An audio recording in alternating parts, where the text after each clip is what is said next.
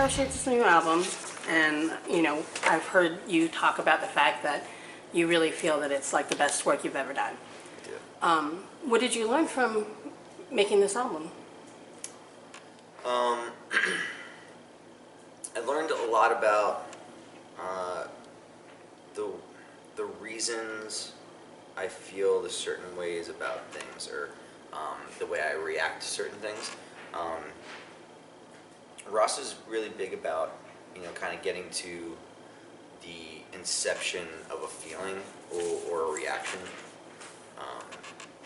The ideal that things happen for you instead of happening to you, and I feel like that was a real big learning curve. Like I've never worked with someone that questioned me so emphatically about everything, and when I thought that I had gotten to, like, if I thought that I knew what a song was about, he would end up asking me these questions that took me further, and then I would start to realize, oh wow, this is actually about such and such a time that happened so much earlier that caused me to grow in a certain way, that I started to react to things this way, and that's why I thought the song was about this, but it's actually about the first thing that happened. So, I mean, are we talking he's questioning like why you're writing lyrics or the actual structure of the song? Oh, it's mostly lyrics and what the song's about. Yeah. As far as like musicality and stuff like that, like there was very little delving into like melodies or anything like that. I had worked pretty hard, like, because here's the thing, like when we were writing, we ended up going in with Steve Albini for a couple of days, and Steve was like very much like, that's your realm, I want nothing to do with it, like I'm just an engineer, you know what I mean, and I want to just capture your sound. And so I was like, okay, so then when I started to write for the record, I wanted to be kind of final on everything, and Ross was very much about, all right, lyrics and sentiment and those magic takes. He's very much into the mistakes, which I love. I think that's fantastic, and all of that stuff was pretty much recorded live. Like he had a lot of input on rhythmic patterns, which was really cool. And yeah, I mean, he's something else. He really is. It was the most uplifting and inspiring experience I've ever had as an artist. But also at the same time, like I felt completely depleted afterwards. You know what I mean? I read an interview with him, and that's one of the things he talked about is, after working on a record with a group, because he brings them into his house and you work on it there, that there's like a period afterwards where there's like a letdown, and it takes him a while before he can get back up and start all over again. So I'm guessing, from that I was like, okay, it's an emotional process for not only the band, but for him as well. Oh my gosh, yeah. I mean, it's such a roller coaster, and especially to do as many songs as we did. We did 12 songs in 17 days, and I wish we could have done more, but getting into the process, I definitely know why he wanted us to. He really only wanted us to do 10. I pushed for the extra 2. Right. Because I like to see myself suffer, basically. Right. Before you decided to go work with Ross, were you afraid to do that? Was Absolutely. that like a big step forward? Oh my God, yeah. I mean, there's no way that wasn't the first time I've thought about working with Ross. It was, it was discussed in every band I've ever been in, but it's always, that's the scary phone call, because you hear these stories and you hear the folklore behind him, and especially him and Steve Evans, and I thought I knew what it was about. I thought it was going to be like this imposing, like brutal figure, and it wasn't that for us at all. I've worked with a lot of people that feel like they need to break you down in order to bring you back up, and Ross didn't do that at all. He built you up from where you were. kind of said to us, you know, like, and because we had this discussion, you know, and I was like, why would I do that? Like, the thing that you do is so special and so great. Like, that's why you're here. Why would I ever break it down? You know, that's like an ego thing on a producer's end. And I was like, oh my God, that makes so much sense. Like, why wouldn't you just build up an artist from where they were and have them reach further, you know, as opposed to, you know, you're not good enough, you're fucking worthless. Like, Right. you know, try harder. Yeah. Well, I mean, it seems like it'd be easier too. I mean, in a way, to build up rather than break down and then build back up. Especially, I feel like when you're working with someone like a fragile, you know, like person. I feel like in that state when you're, or at least where I was, you know, as an artist, like I was. It was the first time I had sat down and really wrote a record on my own, and like, you know, with Stomachaches, it kind of happened by accident. So this time it was like I poured everything I had into it, and you go through those periods where you're like, oh my God, is it good? Is it going to be what I hear in my head? I think it's going to be great. Like, I don't know. And so you go through, you know, these times of yeah, this is great. You love it, and then you hate yourself for writing it, and it's like, you know, did I go too far? Should I say these things that I, you know, these, you know, confessions of things that have happened, and sometimes the people that you know, that were there and you're writing about, like, you know, they're going to hear it, like, what they feel, like, you know, so you go through these moments of severe self-doubt, and it's, so then to go into a studio and have someone berate you is, why would you do that, you know? But it's what we've always done. Yeah. You know, I feel like that's an East Coast thing too, where you kind of just flog yourself to death, you know?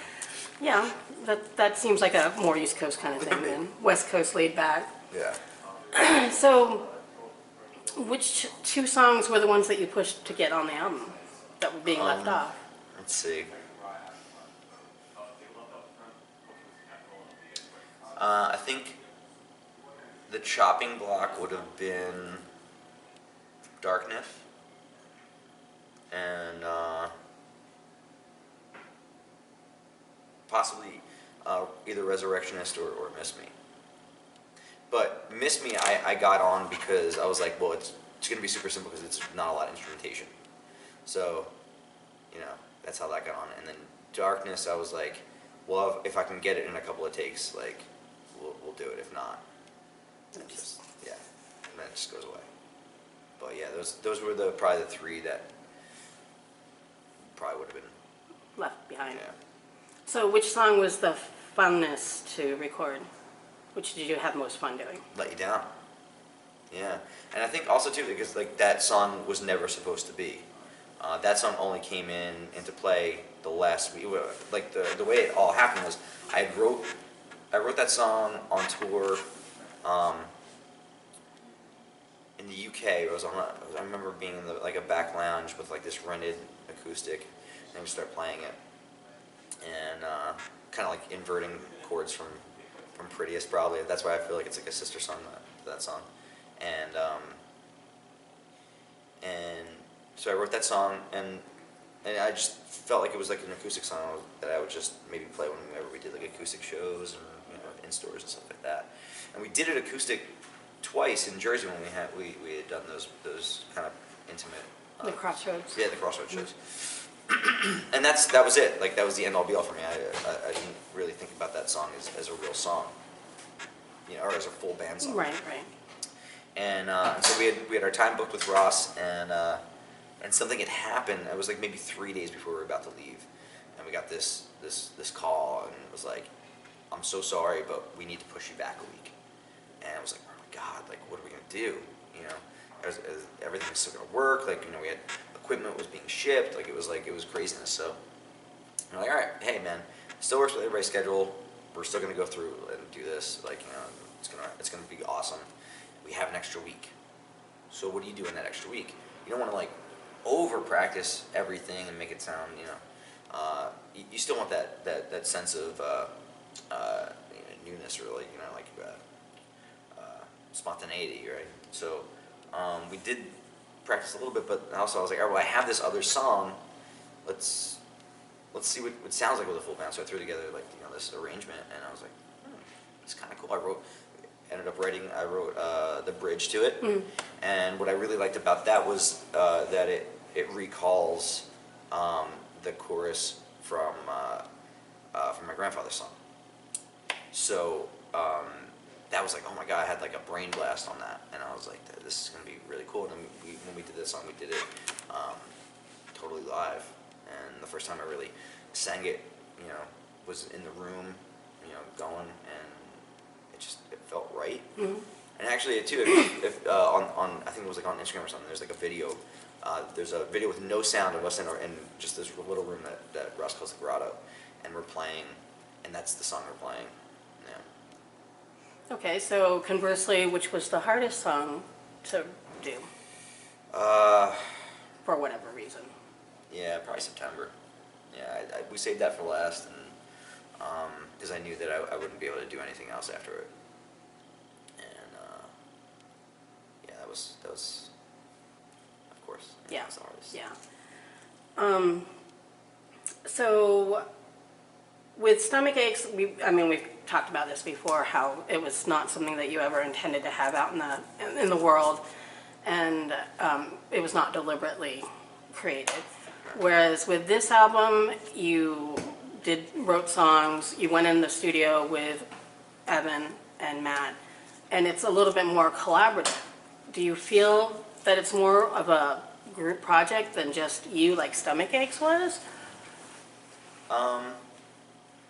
Yeah, I think that I'm so thankful that we were able to like play together for 2 years, and then when I was writing Parachute songs, like be able to bring those to living, breathing people that I knew, like we knew how each other played. Right. And when you play together for a long time, you start to be able to read each other, and you know where each other are gonna go, like their instincts and stuff like that. And that's why a band gets so much, so tight, and it becomes very, fun to play together. So yeah, with the Parachute stuff, man, like I'll backtrack, right? With Stomachaches, it was just me in a room programming and then kind of writing to my faults or my weaknesses and what I could do, and I feel like that's why a lot of those songs are so choppy. And like a song like say like Stitches or something like that, like the arrangement doesn't fully make sense. Like it really doesn't. But that's only noticeable if you're a musician. Possible. Well, that's not entirely true, because I remember when we first started playing it, there was times where the crowd wanted to go into a chorus, and it doesn't happen. Okay, I'll agree You know with what I that. mean? So, I'll like, agree with that. And that's only because like I had programmed it. I wrote this bass line. The only part I had of that song was like those beginning parts, like I'm not what you wanted, that line and the bass line, that repeating bass line, and I had like just this, basically what was just like this techno beat that I had going. Right. And that's how I wrote it. And then those 2 guitar takes are just me figuring out what the song is. And I did that twice, and then I put them together and kept it. So that's how that song came about. Like, so like, and I don't think I would have fucked with that song way too much if there was, like living, breathing people in it. Or I probably would have been too self-conscious to like, chase how weird that song is. This time around, it was great because I could go in and we would just jam it out, and then I would go home and then I would listen back to recordings, like 2-3 hour long, just voice memos, and then I would rewrite everything, and then go back the next day and be like, all right, everything that we just did, we're changing, we're doing this, and then I would do the same thing for days and days and days and days, and I can't believe they didn't tell me to go fuck myself. Like, I'm sure I drove everyone nuts, because I was driving myself nuts to a point. So, yeah, and I mean, in that respect, I mean, we worked real hard, and there's no way this record could have sounded the way it sounds without, those guys in a room, all of us together playing it at the same time. Like, I feel like when I listen to Parachutes, I hear it being alive, you know, as opposed to Stomachaches. I don't hear that, and that's not what it was supposed to be. So I'm glad. Right. You know? But yeah, Parachutes is like living and breathing, and there's an ebb and flow, and it's a totally different animal. So, I mean, that was something you'd also mentioned before, is that you never expected to be a solo artist. You always were in a band, always creating collaboratively, and you've always mentioned that you prefer that, you know, not being a solo artist. Right. So do you still feel that way? More so now after doing Parachutes? Less so? I feel like I enjoy both, you know? What I don't enjoy is there's a pressure of being like the singer and like a frontman thing. There's a separate pressure to being like a soloist and like writing everything, you know, like making sure that the final thing sounds like what is in your head. That pressure, I really enjoy that. I like that you're the beginning and you're the end. Like, that's really cool. It's totally different than being in a band, which I also like, just for different reasons. But the pressure of, say, like, you know, being the one that people are like looking at, or you know, if there's a lull on a set, like, it's your turn, like, you gotta say something, like, we're all here to hear what you have to say, like, that shit, I don't know, it's not the funnest. Is it getting easier, though? It's getting easier. You know what? It gets easier when I can kind of get out of my head and just be myself. I'm never gonna be the guy that's like up there like, motherfuckers, let's be, like, that's just not me. I think it's laughable. You know what I mean? Other people can do it, and they do it great. And sometimes if you go up there and you get on the mic and you talk to somebody like you're just in a room talking, they don't know what to do. Like, unless you get up there and yell a motherfucker at them, like, they don't understand, like, what's happening. He's just talking. He's just telling a story about his kids or something. Going on a field trip. Yeah, exactly. You know, but that shit I can do. You know, but then also, you know, there's some nights where you just, you know, you're just feeling quiet. You know, not because you're sad or anything. It's just maybe some nights maybe you don't really have much to say or something, and that's on your shoulders. You know, so there's a pressure there of that. Also, too, like, I never wanted to be a singer. You know, I just wanted to smoke cigarettes and play guitar. Like, that's all I ever wanted. You know, so the idea that, you know, every element around you affects this instrument that you can't see or feel or really, I mean, like, you know, that I'm still new to using and all of that. Like, I'm not the greatest singer. I have no, like, aspirations or thoughts that I am, you know what I mean? But I know that I can do it in a real sense, because I know it just comes from, you know, a real place. But I know I'll lose my voice very easily if I fuck around.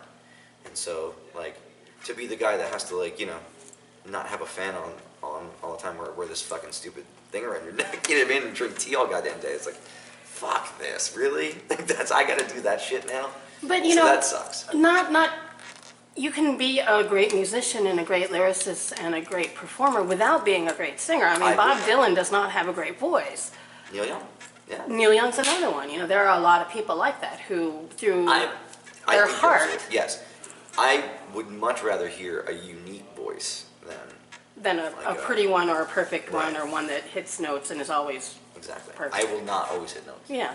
I may hit one or two. But, I'll fucking knock the shit out of those two. Which is, you know, important. You're trying. And that's what people want. Yeah, no. That's the thing, is it'll always come from a real place. I don't know if it'll always be good, but it'll always come from a real place. And that's much more fun. I will say this, the stress of losing your voice and stuff like that is enormous. And that also adds to to losing your voice if you're too stressed out about it. It's like, it's fucked. It's silly. Wow, It really yeah. is. You know what I mean? Why can't I just I just want to be a bass player or guitar player? Mm. Cool. Wait, wear sunglasses on stage and fucking smoke cigarettes. Like, Yeah, you can't. why can't you do that? Yeah, you can't do that. Can't do it. Have you been, I mean, now you've been touring, you've been singing, you've done vocal lessons, you're drinking tea, you're not smoking. Is it getting easier? Like now that you know how to take care of your voice? Well, I was doing really good, and then the accident happened, and I immediately, like, as soon as I got out from underneath that bus, I lit up. I was like, I don't fucking care. Like, you cannot take this from me now. Yeah, no, You know no. what I mean?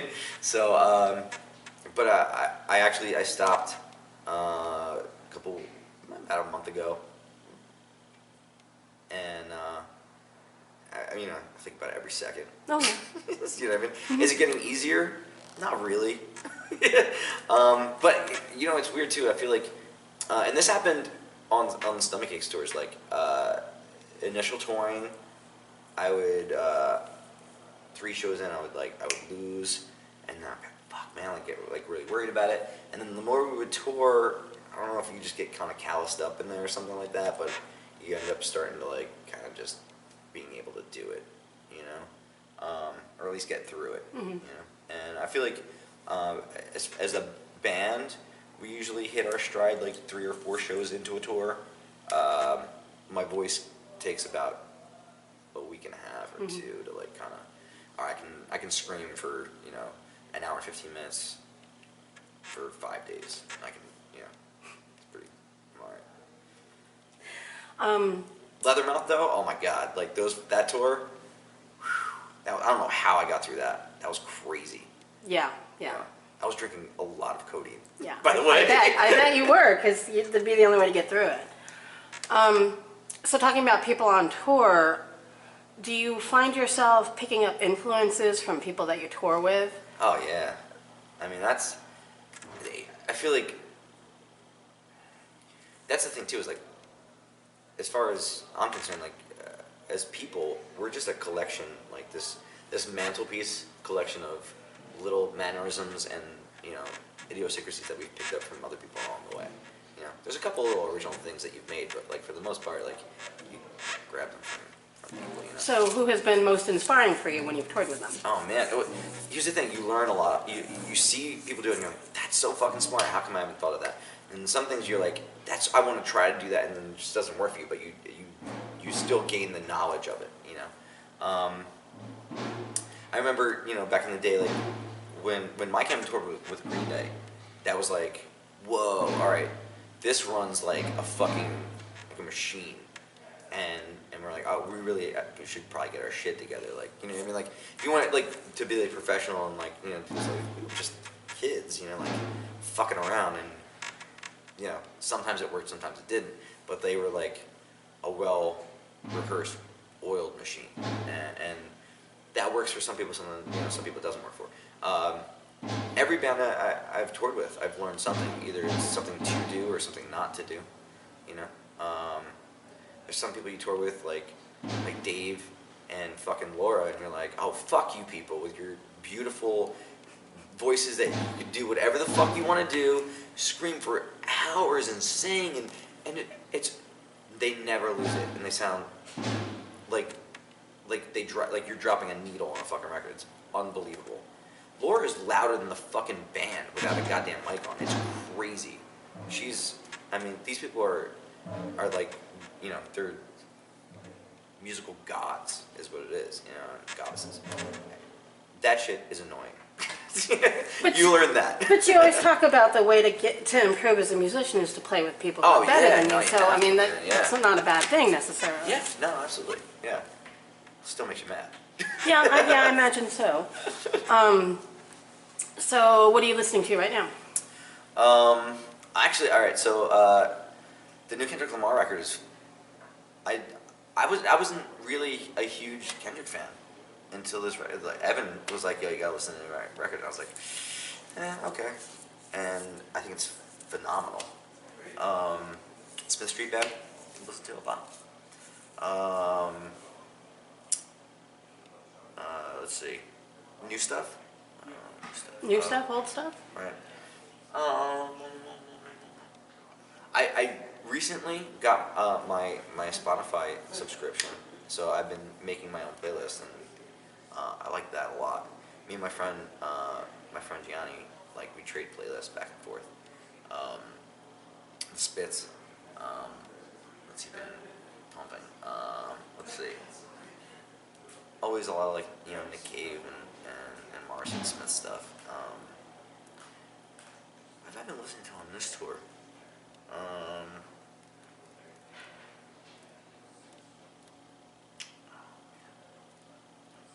I hate these questions. Whenever someone asks you, that's when you draw the blank. You know? Yeah.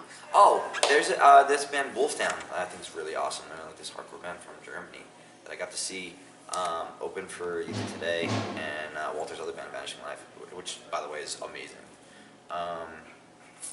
Let's see. American Nightmare played that show too. That was a great show. Let's see. I'm still listening to that Against Me record. Yeah. Oh, the new one? Yeah, I mean, it's fantastic. It is. I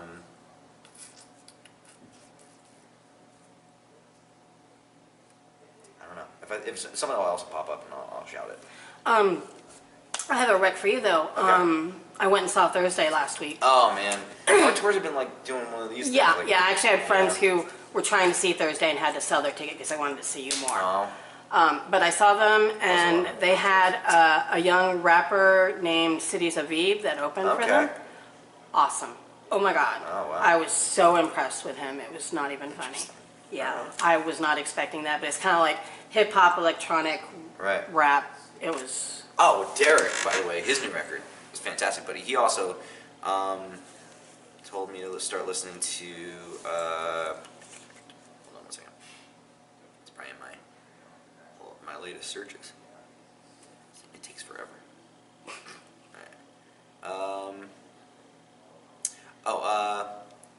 Kate Tempest. Mm-hmm. I thought that was fantastic. And also I've been listening to Joywave. Joywave? Yeah. Hmm. And what else?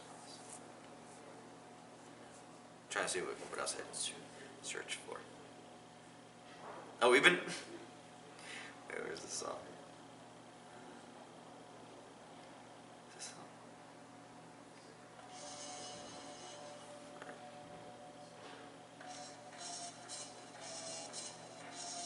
Oh, this is.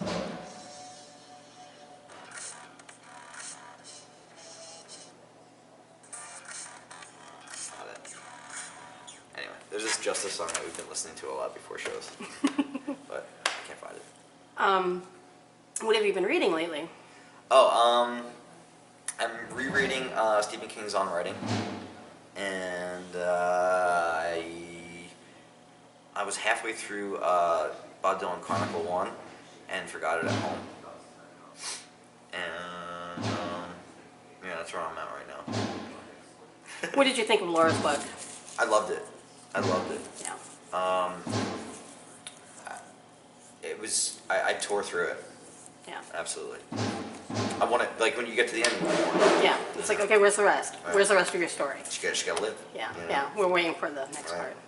Fantastic. Yeah, it was really awesome. Yeah. It was really, for me, it was really hard to read a lot of it because it's so, just trying to imagine someone who feels that uncomfortable in their body and in their world and trying to find a way to fit in and not being able to, that just hurt me so much to read it. I thought it was incredible too, like how diligent of a journal keeper she was. Like, holy shit. Yeah.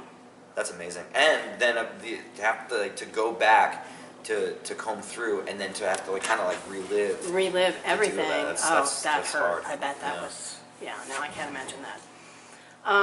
So you've got the rest of this U.S. tour coming up, and then you're touring with Deftones. Yeah. Well, first we're doing Slam Dunk, right? Which I'm excited about, and then it's Deftones, Rise Against, Thrice, and us. That's gonna be cool. It's gonna be really fun. Yeah. What after that?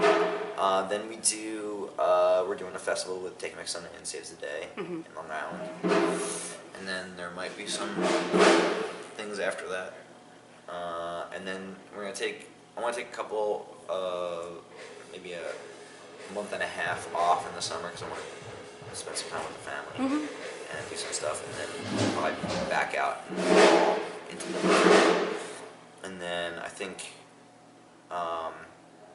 like starting like New Year, I'll probably take some time to think about what's next. So, have you already started working on your music? I got some things coming.